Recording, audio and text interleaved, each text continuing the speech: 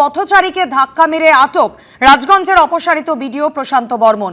শুধুমাত্র পথচারীকে ধাক্কাই নয়, একেবারে ইকো পার্ক থানার পুলিশের সঙ্গে বচসায় জড়ালেন আর তারপর পুলিশকে হুমকি পর্যন্ত দিলেন প্রশান্ত বর্মন।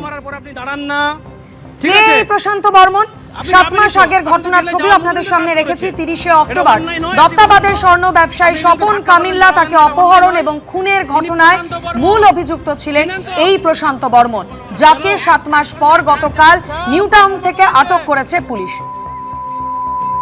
কাকে বলছেন? কে গাল দিচ্ছেন কেন?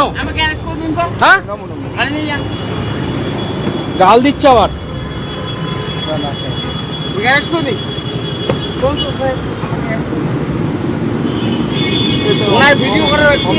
হ্যাঁ আছে।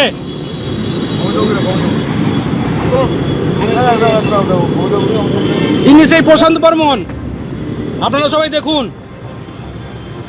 আমাকে গাল দিয়েছে, আবার মুড নিচ্ছে। এই যে ভাই কিভাবে ভাইটাকে কিভাবে ধাক্কা মেরেছে লেগেছে দেখুন, একবার দেখাচ্ছি। এই যে ভাই কতটুকু চোট পেয়েছো তুমি বলো, তোমাকে কতটুকু লেগেছে বলো। তোমাকে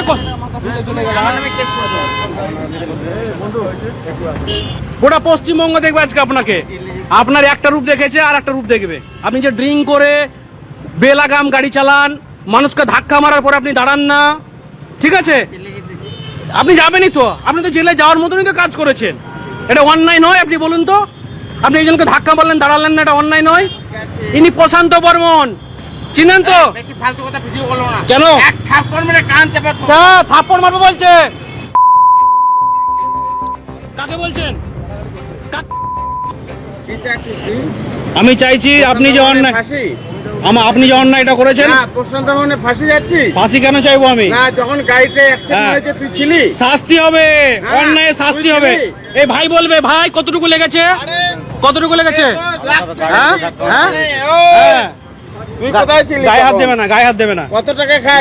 গায়ে হাত দেবে না। তুই কি এখানে সিন্ডিকেট রাজ করিস? গায়ে হাত দেবে না। তুই সিন্ডিকেট রাজ, সেটা মানুষ বলবে। ও তৃণমূলের যেমন সিন্ডিকেট করেছিলি, আচ্ছা, এখন নতুন নতুন সিএম হয়েছে। আচ্ছা আচ্ছা আচ্ছা, বল কি বলছিস বল।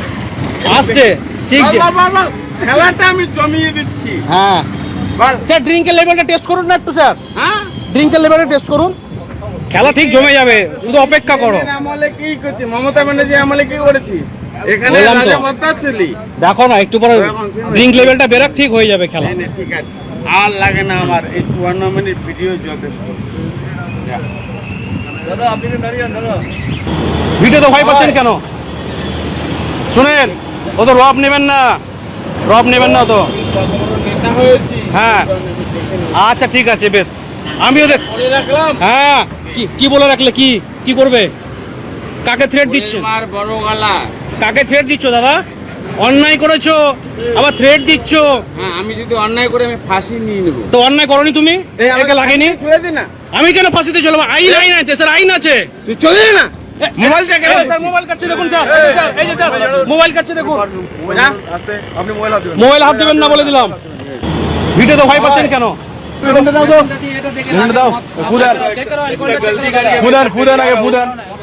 হ্যালো, দাঁড়িয়ে আসো তো, দাঁড়িয়ে আসো না,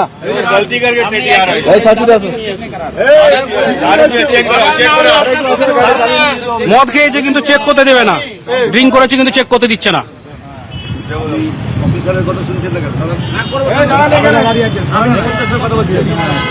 আপনি আমাকে ধাক্কা দিচ্ছেন। আপনি যেটা বলছি,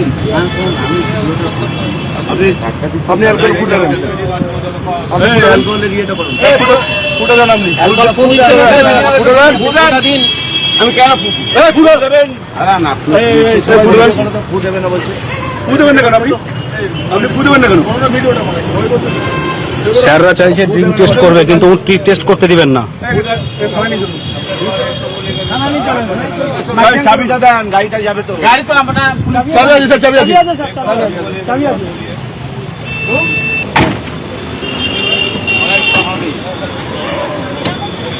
এই ঘটনা সম্পর্কে আরো আরো বিস্তারিত জানাবেন প্রতিনিধি ময়ূক ঠাকুর চক্রবর্তী সরাসরি আমাদের সঙ্গে রয়েছেন।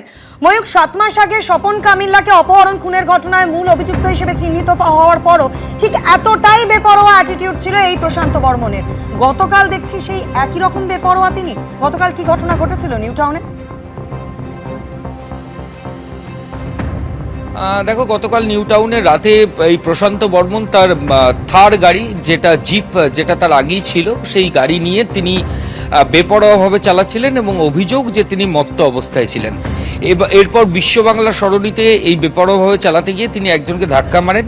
যে ব্যক্তিকে ধাক্কা মারেন তার পায়ে ইনজুরি হয় এবং সেটা যে ফেসবুক লাইভে আমরা দেখতেও পাচ্ছি, সেখানে পরিষ্কার ইনজুরিটা বোঝা যাচ্ছে। এরপর একজন প্রত্যক্ষদর্শী গোটা বিষয়টা দেখেন। দেখার পর ওই থার গাড়ি চেস করে সে সামনের দিকে আসেন। সামনে সেখানে স্রাচি মোড় নিউ টাউনের, সেখানে কর্তব্যরত ট্রাফিক অফিসিয়ালসরা ছিলেন, তাদের দৃষ্টি আকর্ষণ করেন এবং তারপর দেখেন গাড়ির মধ্যে বসে রয়েছেন প্রশান্ত বর্মন। ওই প্রত্যক্ষদর্শী যিনি অ্যাক্সিডেন্টটা চোখের সামনে দেখেছিলেন, তিনি প্রথম আইডেন্টিফাই করেন যে ইনটক্সিকেটেড অবস্থায় নিউ টাউনের রাস্তায় গভীর রাতে গাড়ি চালাচ্ছেন প্রশান্ত বর্মন এবং তিনি ধাক্কা মেরেছেন এক ব্যক্তিকে। তারপর তিনি পালানোর চেষ্টা করছেন এবং অশ্রাব্য গালিগালাজ করছেন, অসংলগ্ন কথা বলছেন। একটা ফেসবুক লাইভে গোটা ছবিটা সামনে চলে আসে। এরপর পুলিশ আধিকারিকরা আসেন, তাকে আটক করে এই মুহূর্তে ইকো পার্ক থানায় নিয়ে আসা হয়েছে। রাত 11:30টার সময় আটক করে আনা হয়েছে, ঘড়ির কাঁটায় এখন সকাল 10টা। এখনো পর্যন্ত পুলিশ আধিকারিকরা বলছেন তিনি আটকই আছেন, তাকে আদৌ গ্রেফতার করা হয়েছে এইটা নিয়ে কোনো কনফার্মেশন এখনো পর্যন্ত পুলিশের তরফ থেকে করা হচ্ছে না। কে এই প্রশান্ত বর্মন? প্রশান্ত বর্মন রাজগঞ্জের অপসারিত বিডিও। প্রশান্ত বর্মন তার WBCS এর নিয়োগ, সেটা নিয়ে অনেক বিতর্ক রয়েছে।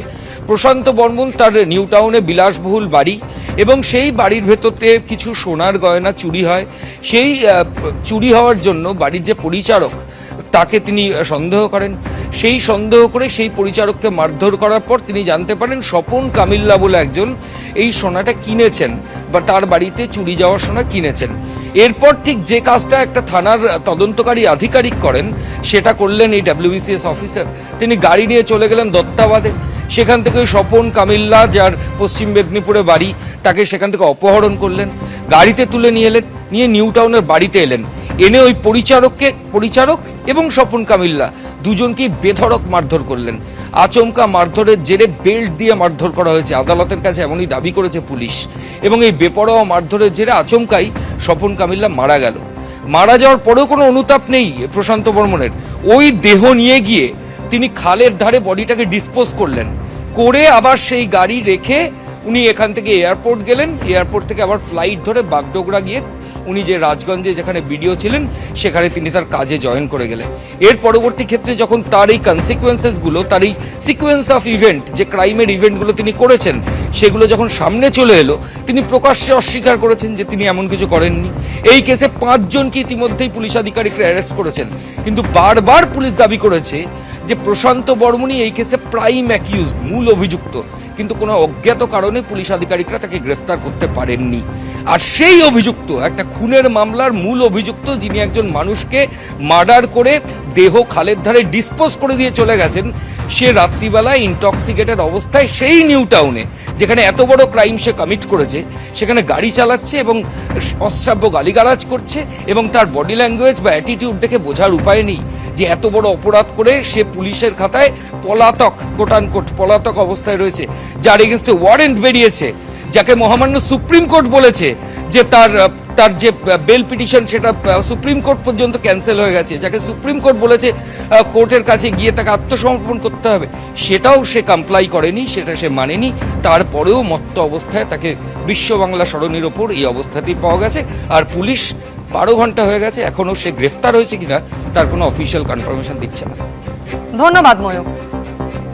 আর এই ঘটনা সম্পর্কে রাজ্যের মন্ত্রী দিলীপ ঘোষ কি বলেছেন শোনাবো। পুলিশ তো কাউকে খুঁজে পায় না, তাদের সঙ্গে সন্ধ্যাবেলা বসে খায়, সে বলছে পাচ্ছি না খুঁজে।